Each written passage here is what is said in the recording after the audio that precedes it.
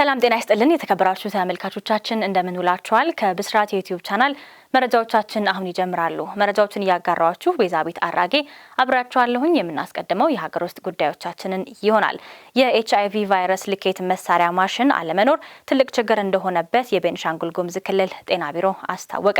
በአሁኑ ወቅት በቤኒሻንጉል ጉሙዝ ክልል የጸረ ኤችአይቪ ኤድስ መከላከያ መድኃኒት እየወሰዱ ያሉ ሰዎች ቁጥራቸው 4785 መድረሱን የክልሉ ጤና ቢሮ አስታውቋል። በቢሮው የኤችአይቪ ኤድስ መከላከልና መቆጣጠር ዳይሬክቶሬት ዳይሬክተር አቶ ታረቀኝ ወዲ ለብስራት ራዲዮ እንደተናገሩትም እነዚህ የማህበረሰብ ክፍሎች እየወሰዱት ያለው መድኃኒት በትክክል መስራቱን ለማረጋገጥ በደማቸው ያለው የኤችአይቪ ቫይረስ መጠን ልኬትን ማወቅ ያስፈልገናል። በክልሉም ለዚህ አገልግሎት የሚውለው ማሽን ባለመኖሩ ቢሮ በአሶሳ በኩል ያሉ ናሙናዎችን ወደ ኢትዮጵያ ሕብረተሰብ ጤና ኢንስቲትዩትም እንደሚልክ ተናግረዋል። እንደዚሁም በመተከል በኩል ያሉ ናሙናዎቹን ደግሞ ወደ ባህር ዳር ወደሚገኘው ሕብረተሰብ ጤና ኢንስቲትዩት በመላክም ቢሮ ይህንን አገልግሎት ለመስጠትም ተገዷል ነው ያሉት።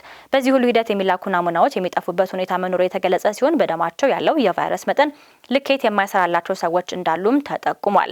ነገር ግን ከተሰሩት ናሙናዎች መካከል 95 በመቶዎቹ በላይ በሚፈልገው ደረጃ ላይ እንደሚገኙ አቶ ታረቀኝ ገልጸው ቢሮ ይህንን ችግር ተቋቁሞ ለተገልጋዮችም አገልግሎት እየሰጠ እንደሚገኝ አንስተዋል። በቢሮ እንዲህ ያሉ ስራዎችን በዘመቻ መልክ ጭምር እንደሚያከናውን አቶ ታረቀኝ ጨምሮ ጣቢያችን ተናግረዋል። አምና 36 በመቶ የነበረው አፈጻጸም አሁን ወደ 84 በመቶ ከፍ ማድረግ ችሏል ሲሉ ተናግረው ይህም ውጤት በመልካም ተሞክሮ ታይቷል ሲሉ አክለዋል ስትል ባልደረባችን ቅድስት ደጀኔ ዘግባለች። በወልዲያ ሆስፒታል ለአንዲት ወጣት በተደረገ ቀዶ ጥገና 534 የሐሞት ጠጠር ከውስጧ መወገዱ ተነግሯል። ለ9 ዓመታት በመስተሰቃይ የኖረችው የ36 ዓመት ወጣት በወልዲያ አጠቃላይ ስፔሻላይዝድ ሆስፒታል ሚያዝያ 12 ቀን 2018 ዓ.ም ተደረገላት ሕክምና በቁጥር 534 የሆነ የሐሞት ጠጠር በቀዶ ሕክምና እንደተወገደላትም ሕክምናውን የመሩት በሆስፒታሉ የቀዶ ሕክምና ስፔሻሊስት የሆኑት ዶክተር ስማቸው አስረስ ከብስራት ራዲዮ ጋር በነበራቸው ቆይታም ተናግረዋል። ታካሚዋ ለ9 ዓመታት ምግብ ለመብላት ስትቸገር እንደነበርና በተለይም በበዓላት ወቅትም ቅባት ያለው ምግብ ህመሟን እንደሚያባብስባትም ተገልጿል። ለበርካታ ዓመታትም የጨጓራ በሽታ ነው ተብላ ስትታከም እንደነበርና ምንም ለውጥ ሳይኖራት መቆየቷን የተጠቀሰው አሁን በተደረገላት ሕክምና በጥሩ ጤንነት ላይ መሆኗም ተገልጿል። የሐሞት ጠጠር ብዙውን ጊዜ ከሆርሞንናም ከመውለድ ጋር ተያይዞ በሴቶች ላይ የሚከሰት መሆኑን የገለጹት ዶክተር ስማቸው ኮሌስትሮል ወይንም በሰውነት ውስጥ ቅባት ሲበዛ በተፈጥሮ የቀይ ደም ሴል የአሰራር ችግር መኖርና ሐሞትን በሚያስተላልፉ ቱቦዎች ላይ ሐሞት ከተከሰተ ጠጠር የመፍጠር እድልም ይኖረዋል ነው ያሉ ስትል መባወርቅነህ ዘግባለች። ክብራትና ክብራን ወደ ባህር ማዶ መረጃችን ተሻገርን። የእስራኤል ወታደር በሊባኖስ የኢየሱስን ሐውልት በማፍረሱ የትራምፕን የቀድሞ አጋርን ጨምሮ በአሜሪካ ፖለቲከኞች ዘንድ ቁጣን ቀስቅሷል። በሊባኖስ ውስጥ የእስራኤል ወታደር የኢየሱስ ክርስቶስን ሐውልት በመዶሻ ሲመታ የሚያሳይ ቪዲዮ መጋራቱን ተከትሎ የፕሬዝዳንት ትራምፕ የቀድሞ አጋሮችን ጨምሮ አንዳንድ በአሜሪካ የፖለቲካ መብት ላይ ያሉ ግለሰቦችም በቁጣ ምላሽ ሰጥተዋል።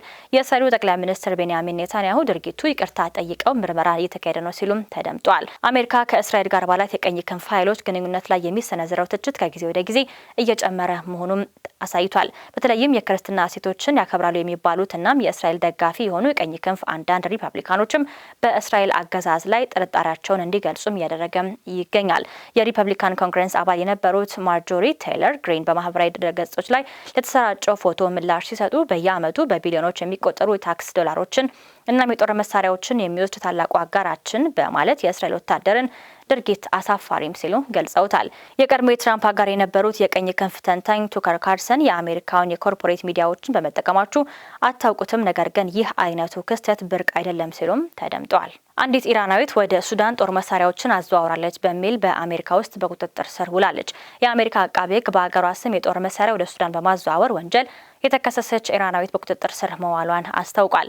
የአሜሪካ የመኖሪያ ፈቃድ ያላት የ44 ዓመቷ ሻሚም ማፌ ቅዳሜ ዕለት በሎስ አንጀለስ አውሮፕላን ማረፊያ ተይዛ በኢራን የተመረቱና ለሱዳን የተሸጡ ድሮኖችን፣ ቦምቦችን፣ የቦምብ መቀጣጠያ ፊውዞችንና በሚሊዮን የሚቆጠሩ ጥይቶችን በመደለል ወንጀል ተከሳለች ሲል የአሜሪካ አቃቤ ሕግ ቢል ኤሊስ ቤክስ ገጻቸው ላይ አጋርተዋል። የፍርድ ቤት ሰነዶቹ እንደሚያመላክቱት ከሆነ የጦር መሳሪያዎች የተሸጡት ለሱዳን የመከላከያ ሚኒስቴር ሲሆን ከዚሁ ጋር $70 ሚሊዮን የሚያወጣ የድሮን ሽያጭ እንደሚገኝበትም ተገልጿል። ግለሰቧ የተከሰሰችው አሜሪካውያን ያለ ፈቃድ የኢራንን እቃዎች ወይንም አገልግሎቶችን እንዳይገበያዩ ወይንም እንዳይሻሻጡ የሚከለክለውን አገሪቱ ጣለችውን ማዕቀብ በመጣሷም ነው። ማፊ እስካሁን ድረስ በቀረበባት ክስ ላይ አስተያየት አልሰጠችም። ነገር ግን ጥፋተኛ ከተባለች እስከ 20 ዓመት በሚደርስ እስራት ልትቀጣም እንደምትችል ተገልጿል። በፍርድ ቤት የቀረበው የኤፍቢአይ የወንጀል ክስ ቢቢሲ የተመለከተው ሲሆን ማፊ የሱዳን ልዑካን ቡድን ወደ ኢራን ያደረገውን ጉዞም አስተባብራለች። ከ6 ሚሊዮን ዩሮ በላይ ክፍያ ተቀብላለች፣ እንዲሁም የክፍያ ደረሰኞችን ሰጥታለች ሲልም ዘርዝሯል። ለሱዳን የመከላከያ ሚኒስትር 55 ሺህ የቦምብ ማቀጣጠያ ፊውዞችን ለመሸጥ የሚገልጽ የፍላጎት ደብዳቤ ለኢራን እስላማዊ አብዮታዊ ዘብ ማስገባቷን በክሱ ላይም ተጠቅሷል። እንደ ኢሴሊ ገለጻ ማፊ በ2016 የዩናይትድ ስቴትስ የመኖሪያ ፈቃድ ያገኘችም ኢራናዊትም ነች። ክቡራትና ክቡራን ለዛሬ ያዘጋጅናቸው የዩቲዩብ መረጃዎቻችን ነኝ ነበሩ። ፕሮግራሙን እየመራሁ ቤዛቤት አራጌ አብራችሁ ቆየሁኝ። ፈጣን መረጃዎችን ለማግኘት የብስራት የዩቲዩብ ገጽን ላይክ፣ ሼር እንዲሁም ሰብስክራይብ ማድረግ እንዳይረሳ። መልካም ውሎ።